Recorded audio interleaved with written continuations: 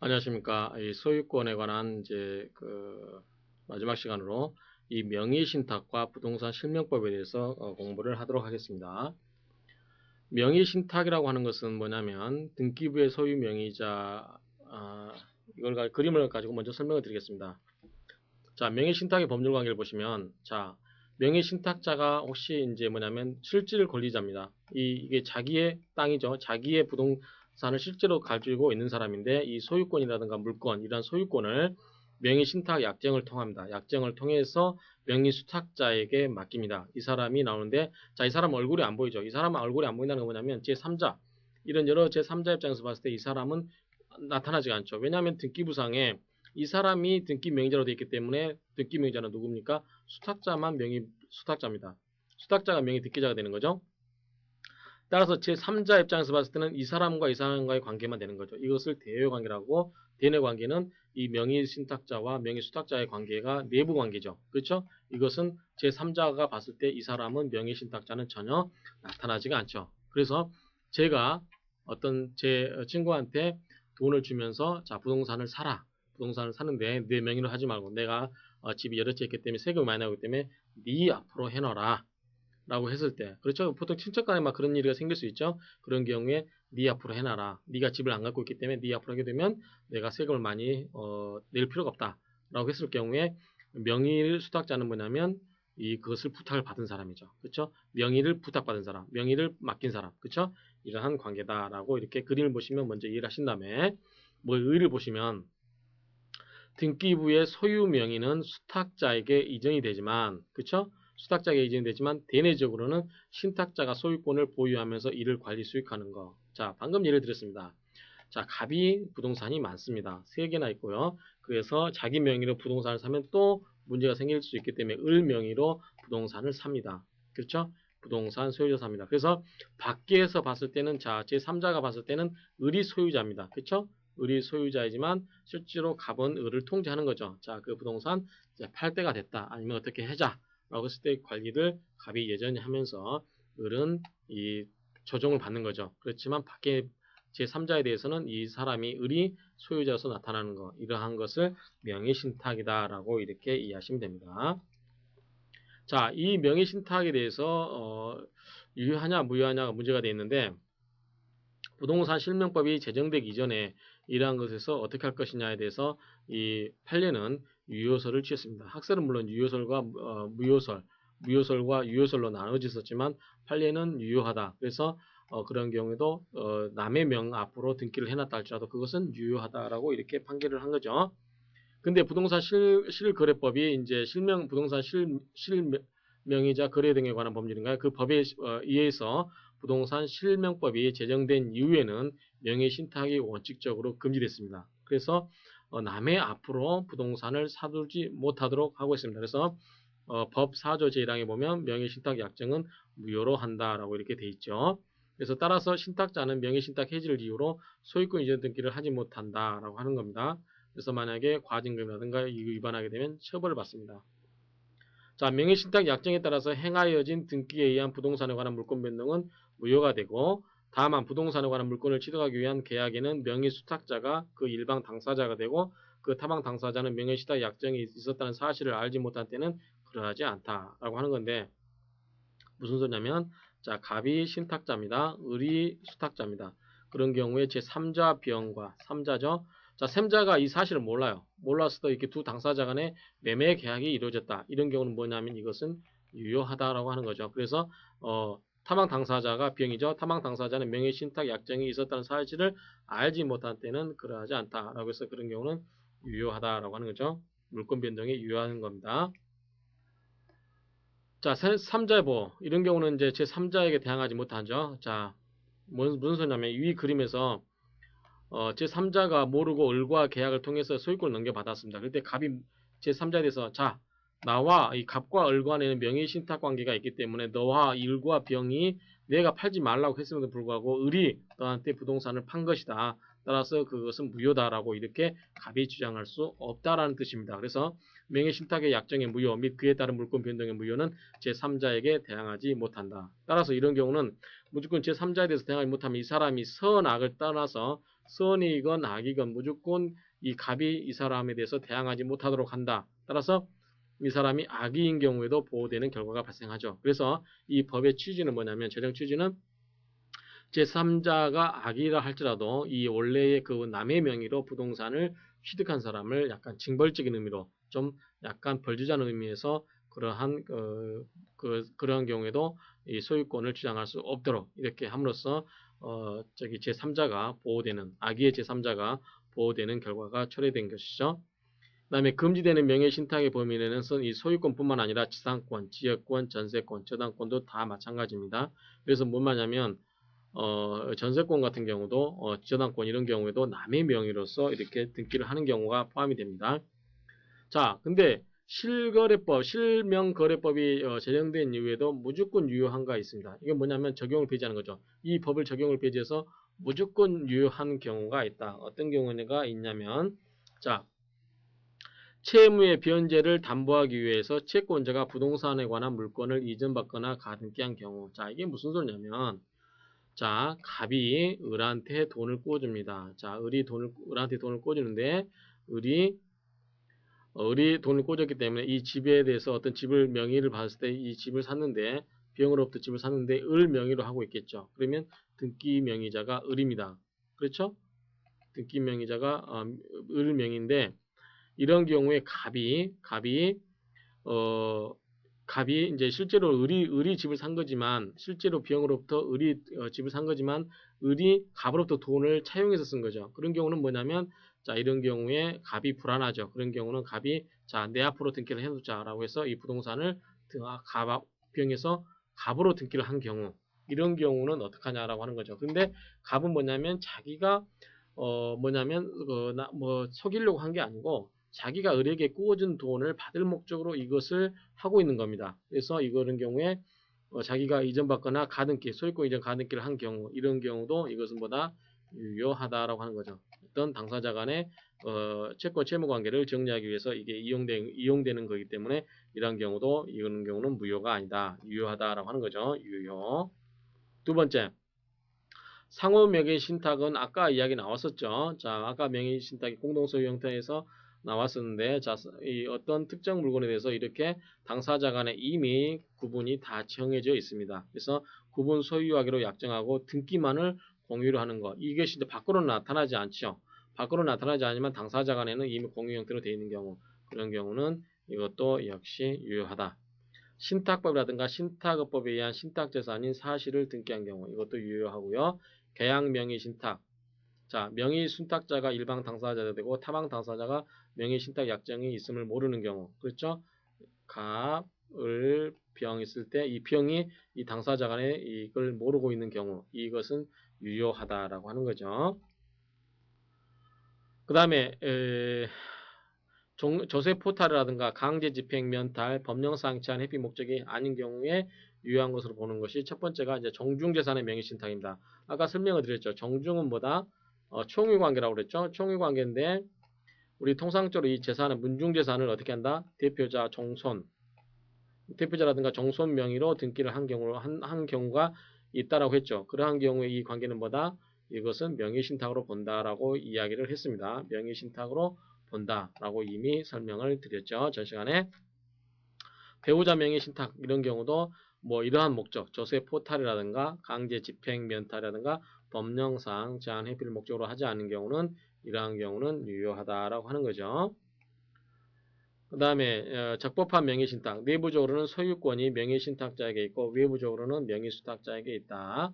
그런 경우는 명의수탁자가 처분한 경우 제3자는 선의 악의를 불문하고 보호받은 것이 원칙이다. 이중매매의 법리는 뭐냐면 제3자가 명의수탁자에게 매도를 적극 권유함으로써 명의수탁자의 배명에 가입한 경우 이것은 무효가 된다라고 하는 건데, 자, 무슨 소리냐면, 자, 갑이 을 앞으로 해놨습니다. 이게 신탁자고 수탁자죠. 자, 을 앞으로 해놨는데 제3자 B형이 이 부동산이 탐나는 거예요. 그래서 을을 막 꼬드깁니다. 그래서 자, 뭐 네가 등기 명의자인데 뭐 망설 필요 뭐가 있느냐. 따라서 내가 돈을 줄 테니까 자 이것을 해라 라고. 근데 B형은 실제로 뭐냐면 갑과 을 간에 뭐가 있다는 걸 알아요. 명의 신탁 관계가 있다는 것을 알고 있습니다. 그러한 경우에 이 을을 꼬드겨서 적극적으로 이 이 적극적으로 배의명예에 가담해서 이런 경우에는 뭐냐면 이것은 무효가 된다라고 하는 거죠. 이 경우 명예신탁자는 직접 말소 등기를 청구할 수 없고, 자, 왜냐하면 갑은 뭡니까? 등기부상에 나타나 있지 않습니다. 따라서 등기부상에 나타나지 않는 갑이 직접 자기에게 뭐 말소 등기를 해달라고 한다든지 그렇게 할 수는 없고, 이 사람 명예신탁자를 대의해서 자, 이렇게 간 것이 무효니까 이렇게 넘겨오게 해달라. 이것을 대의 행사만 가능하다라는 취지입니다. 알겠죠? 그래서 제3자 병에게 직접 자기한테 해달라고 한다든가 해달라고 할 수는 없고, 자, 이 원래 소유자로 되어 있는 을을 대신해서 이 을 앞으로 다시 말소를 해서 을 앞으로 회복을 해라라는 정도의 등기를 대의 행사만 가능한 것이지 그것을 말소를 청구할 수 있다든지 그렇게 할 수는 없다라고 하는 겁니다. 자, 이 법, 부동산 실명법 시행 전에 명예신탁 약정에 의해서 부동산에 관한 물권을 명의수탁자의 명의로 등기하거나 하도록 한 명예신탁은 이 법 시행일로부터 1년의 기간, 즉 1996년 6월 30일까지 이내에 실명 등기를 하지 않으면 무효가 되도록 이렇게 하고 있습니다. 참고사항을 보시게 되면 농지의 자경이라든가 자영의 의사가 없는 자에게 농지의 명의신탁을 한 경우에 농지 소재지 관서에 증명이 있었다 하더라도 원인 무효에 등기가 된다. 그래서 우리가 농지 같은 경우는 경자유전의 원칙이 경자유전, 즉 밭을 경작하는 사람, 실제 농사를 짓는 사람이 밭이 있어야 된다라고 하는 거죠. 이 경자유전의 원칙에 의해서 실제로 농사가 질 의사가 없는 경우에 그 사람 앞으로 명의신탁을 한 경우에도 그것은 무효가 된다라고 하는 거죠. 그다음에 실질적으로 농지 분배를 받을 수 있는 자가 타인 명의를 빌려서 분배를 받게 하는 소위 명예신탁 약정은 농지개법 입법 취지에서 아무런 효력이 없다라고 보는 거죠. 그다음에 묵시적 추인에 의한 명예신탁의 성립인데 이 부분은 여러분들이 한번 읽어보시기 바랍니다. 자, 법률관계를 보시겠습니다. 법률관계를 보시겠는데, 자, 갑이 신탁자고 을이 수탁자고 병이 제3자입니다. 이러한 경우에 이 부분은 밖에 나타나 있지가 않지요. 이 부분만 밖에 나타나 있습니다. 이게 외부 관계고, 이제 이게 내부 관계죠. 내부 관계. 이러한 경우에 자, 대내적 관계에서 신탁자가 소유자로서 관리 수익권이 있습니다. 자, 이 사람은 아까 얘기했죠. 을을 어떻게 한다? 통제해서 관리를 하거나 여러 가지 수익을 할 수가 있다라고 하는 거죠.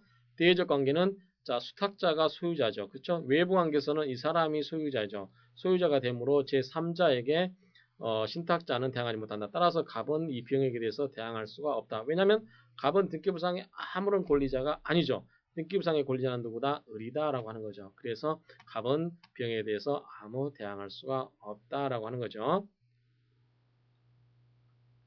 자, 주의를 한번 읽어보시면 명예신탁계약 후에, 자, 명예신탁계약 후에 수탁자 명의의 소유권 이전 등기가 격려되기 전에, 자, 아직 을한테 소유권이 넘어가기 전입니다. 신탁계약이 해지됐습니다. 신탁계약이 해지된 경우에 그 후에 수탁자 명의의 소유권 이전 등기가 격려되더라도 이는 원인 무효 등기므로 수탁자로부터 제3자는 소유권을 취득할 수 없다. 따라서 자, 명의신탁을 했지만 이 사람한테 을한테 소유권을 넘겨주기 전에 명의신탁을 해지하고 그러한 경우에는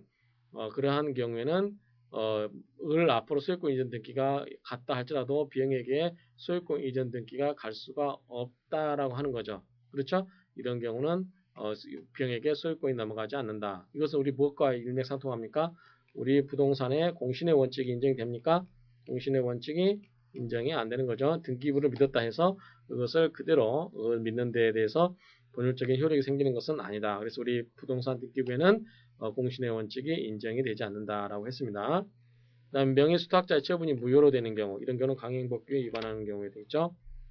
자, 이거는 여러분들 교환에는 없지만 제가 수업을 위해서 참고로 더 만들어 봤습니다. 만들어 봤는데, 자, 명예신탁 관계는 크게 세 가지가 있습니다. 자, 교환에도 혹시 판례의 흐름에 관련해서 묶어놨는데요. 자, 첫 번째가 이 당사자 간의 명예신탁 관계다. 요거는 이전형 명예신탁이다. 무슨 말이냐면, 자, 명예신탁자가 갑이고 명예수탁자가 을입니다. 그래서 갑과 을 간의 명예신탁을 했죠. 그래서 갑은 현재 등기부상에 나타나 있지 않고 을만 명의신탁에 나타나 있습니다. 그런 경우에 을이 명의 등기자죠. 그러면 명의신탁 약정은 실명법에 의해서 무효입니다. 그래서 이거는 무효입니다. 그래서 현재 을이 이제 명의수탁자로서 명의 등기인이 되는 거죠. 등기 명의이 됐습니다. 이런 경우에 자, 병의 제3자에게 처분한 경우, 이런 경우는 아까 설명한 것처럼 병이 선이든 악이든 뭐다? 부동산 취득 가능하다, 불가능하다? 가능하다. 뭐의 경우에도 악의의 경우에도 가능하다라고 이렇게 설명을 드렸죠. 자, 이것은 뭐다? 갑을 벌주기 위한 것이다 라고 이렇게 이해하시면 이해가 쉽다라고 이렇게 말씀을 드렸습니다. 자, 명의신탁자의 소유이므로 명의수탁자에게 소유이전 등기 말소 청구는 가능하다. 따라서 이 당사자 간에 이 명의신탁자가 수탁자에게 자, 명의신탁을 소유권 이전 등기를 해달라고 할 수 있는 것은 가능하다라고 하는 거죠. 이렇게 소유권 이전 등기 가능한 것은 무효이기 때문에 말소를 해달라라고 하는 것은 가능하다라고 하는 거죠. 따라서 갑에게 뭐 과징금이라든가 벌금이 물릴 수는 있겠지만 그것은 별개로 일단 사법적 효력에서는 이 소유권 이전 등기가 말소를 청구는 가능하다라고 하는 거죠. 자, 신탁 약정의 무효는 이 무효는 선의 제3자가 선의가 됐든 악의가 됐든 제3자에 대해서는 대항하지 못한다. 근데 만약에 을이 갑하고 관계 있어서 팔아먹기를 않기로 했는데 이 을이 갑의 순탁받은 그 재산을 팔아먹은 경우 이건 뭡니까? 이것은 횡령죄가 성립된다. 형법상의 횡령죄가 성립될 수 있다라고 하는 거죠. 자, 두 번째는 제3자 간의 등기 명의 신탁. 이거 중간 생략형 명의 신탁인데 뭐냐면 설명을 드리겠습니다. 뭐냐면 갑과 을이 그 신탁 관계를 합니다. 자, 원소유자가 매도자고 을이 매수자입니다. 그래서 원래는 갑과 을 간의 매매 계약을 체결해서 원래는 누구한테 소유권이 와야 되죠? 을한테 와야 됩니다. 을한테 와야 되는데 을이 신탁을 합니다. 자, 을이 내가 내 앞으로 소유권을 갖는 것은 곤란하니까 을과 병 간의 명예신탁 약정을 맺어가지고 자, 갑에게서 바로 병으로 이렇게 소유권 이전 등기를 하자. 라고 해서 이렇게 와야 되는데 이거 생략을 했죠. 이게 뭡니까? 중간 생략형 명의신탁이라고 했습니다. 그래서 우리 중간 생략 등기 배웠었죠. 그러한 경우에 해당되겠죠. 그런 경우에 이 명의신탁 약정은 무효가 됩니다. 그래서 이 갑과 을 간의 경우에도 소유권 이전 등기가 무효가 돼 버립니다. 그런데 이제 이 수탁자인 병에게 소유권이 넘어와 있는 걸 이용을 해서 병이 제3자인 병에게 매매를 해버리는 경우는 이것은 선의 악의를 불문하고 이런 경우는 정은 취득이 가능하다라고 하는 겁니다. 그래서 이런 경우는 뭐냐면 우리가 이제 이 을이 어떻게 합니까? 우리 부동산 매매를 할 때 이 갑으로부터 금매를 잡습니다. 물건을 잡고 자기가 이제 계약서상에 써놓고 계약서상에 변동될 수 있는 거를 이제 나중에 하고 실제 실거래자를 찾습니다. 그래가지고 그 사람 앞으로 넘기면서 자기 명의는 쭉 빠지는 거죠. 빠지면서 이제 계약사 당사자가 아니면서 병 앞으로 넘기면서 뭡니까? 을은 이제 그 차익을 먹는 거죠. 세금도 안 내고 취득세라든가 등록세도 내지 않고 그런 경우에 이렇게 이용이 되는 경우가 있습니다. 이런 경우는 이제 어떻게 되냐면 법률관계가 매도인 갑을 병의 등기 맞서 청구는 가능하죠. 자, 왜냐하면 나는 너와 거래한 적이 없다. 그래서 청구가 가능한 거고 을의 병의 등기 맞서 청구는 가능하지 않죠. 그 다음에 신탁자는 원칙으로 등기 맞서 청구가 인정이 안 되겠죠. 을의 갑의 등기 말소 청구권을 대의하여 행사 말소 등기 청구가 가능하냐? 자, 갑은 여기에 대해서 말소 등기 청구가 가능하다고 그랬죠. 그래서 을은 뭐냐면 어차피 부동산이 나한테 와야 되는 건 맞는다. 따라서 너는 이미 팔았기 때문에 갑은 팔았기 때문에 너는 권리관계가 아무 권리관계가 없지 않느냐. 따라서 내가 너의 권리를 대신 행사해서 이 비용으로 하여금 이전 말소 등기 청구는 할 수 있다라는 취지입니다. 이것은 가능하다라고 하는 거죠. 갑을 상대로 매매 계약에 기한 소유권 이전 청구가 가능하다. 자, 갑에 대해서 자, 우리 매매 계약이 유효한 거니까 나에 대해서 소유권 이전 등기를 해달라라고 할 수는 있다라는 뜻입니다. 자, 제3자 간 계약 명의 신탁. 이거는 위명 명의 신탁입니다. 자, 이거는 이제 뭐냐면 계약 명의 신탁은 원소유자, 매도자가 명의 신탁 약정이 있다는 사실을 모르고 명의 수탁자와 직접 계약을 체결해서 명의 수탁자에게 등기 이전하는 경우. 이게 무슨 소리냐면 자, 을이 신탁자입니다. 을과 병 간의 명예신탁 약정을 해요. 약정을 해서 자, 내가 돈을 줄 테니까 네가 직접 갑한테 사는 것처럼 해서 등기를 네 앞으로 옮겨라고 하는 겁니다. 그러면 을과 갑 간에는 아무 관계가 있나요, 없나요? 아무 관계가 없습니다. 계약 관계도 없고 등기 이전 청구권도 없습니다. 앞에서 봤던 중간 생략형 등기는 중간 생략형 등기는 뭐냐면 이 신탁자가 갑과 매매 계약을 체결해서 자기가 매수인이 되어 있는 상태에서 자기를 건너뛰고 병으로 바로 이전 등기를 하는 거지만 이 위임령 명의 신탁에서는 을은 이 갑한테 노출이 안 됩니다. 그래서 을의 부동산을 살려고 하면서 을이 병한테 부탁하면서 자, 돈은 내가 대줄 테니까 이 갑의 부동산을 네가 직접 사는 것처럼 해서 실제로 등기를 넘겨받아라. 이렇게 하는 겁니다. 그러면 을과 병 간에는 명예신탁 관계가 맺어지는 거죠. 그래서 신탁자가 되고 수탁자가 됩니다. 그러한 경우에 이 갑과 을 간에는 아무 관계가 없습니다. 그런 경우에 갑과 을 간의 매매계약은 어떻게 될까요? 실제로 매매계약이 성립하면 전혀 문제가 없겠죠. 따라서 매매계약은 유효가 되고 등기도 유효가 됩니다. 그래서 병이 이러한 경우에 선의하기를 불문하고 취득이 가능하고 제3자 처분, 즉 병에 대해서 처분하는 것도 유효하다라고 하는 거죠. 자, 등기는 갑의 선의, 갑이 이 신탁 관계를 몰랐어요. 이런 경우에 선인 경우는 병은 등기가 유효합니다. 그래서 을의 소유권 주장은 불가능하죠. 다만 뭘 한다? 부당이득이라든가 대금, 내가 너한테 집을 부동산 사라고 빌려주었던 돈을 반환해달라고 하는 그러한 대금 반환 청구는 가능하지만 이 소유권 주장은 불가능하다. 명예신탁 약정은 무효하다라고 했습니다. 갑이 악입니다. 갑이 알아요. 이 병이 살려고 덤벼들긴 하지만 실제로 누구 돈 갖고 살려고 한다? 을의 돈 갖고 살려고 한다. 그래서 을의 소유권이라는 걸 알고 있습니다. 자, 갑이 악입니다. 알고 있어요. 병의 등기는 뭡니까? 그런 경우는 무효다고 하는 거죠. 그런 경우는 갑의 말소 청구가 가능하고 을의 대의권을 인정하고 있습니다. 침해 배제. 자, 수탁자만 가능하고 신탁자는 수탁자는 가능하지만 신탁자는 수탁자를 대의 행사만 가능하다. 직접 나타나지 않는 신탁자는 자기가 자기 명의로서 뭔가를 할 수는 없고 자기가 할 수는 없고 수탁자를 대의 행사해서만 가능하다라고 하는 점입니다. 자, 명의신탁관계 해소. 자, 첫 번째가 해지가 있겠죠. 해지. 자, 해지를 해버립니다. 그래서 명의신탁계약을 해지해버리고 원래의 소유권 이전 등기를 청구를 하는 거죠. 자, 단순한 명의신탁은 신탁자가 소유권을 실질적으로 보유하고 수탁자는 동부동산에 대해서 하등의 권한이 부여됨이 없이 단지 형식적으로만 등기 명의를 갖게 되는 거죠. 아까 설명드린 것처럼 갑에서 을로 이렇게 했을 때 이 사람이 명의는 을로 돼 있지만 실질적 소유자는 누구다? 신탁자가 갑의 소유가 갖고 있으면서 을을 통제하는 거죠.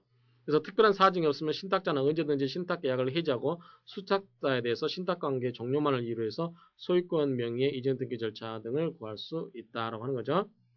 자, 소유권에 기해서 청구할 수 있다라는 겁니다. 신탁 해지를 원인으로 하고 소유권에 기해서 그와 같은 청구를 할 수 있다고 할 것이며, 자, 소유권에 기해서 소유 명의의 이전 등기를 청구할 수 있다라고 하는 거죠. 그래서 소유권에 기해서 그와 같은 청구를 할 수 있다고 할 것이며, 이 경우에 동등기 청구권은 시효에 의해서 소멸되는 것은 아니다라고 하는 거죠. 명예 신탁의 해지와 관련해서 등기를 어떻게 할 것이냐에 대해서 이것은 채권적 효력서를과 물권적 효력서로 나누는데, 여러분 내용은 뭡니까? 채권적 효력서라는 것은 그냥 등기 청구권만 발생하는 거죠. 물권적 효력성은 당연히 간다라는 측면에서 이렇게 보는데 학설은 이렇게 나눠져 있습니다. 판례는 내부 관계에서는 당연히 복귀하고 외부 관계에서는 등기를 해야만 된다라고 이렇게 판결을 하고 있습니다. 자, 판례를 보시면 명의신탁자는, 자, 신탁자 갑은 을은 수탁자, 이게 병이 있을 경우에 제3자죠.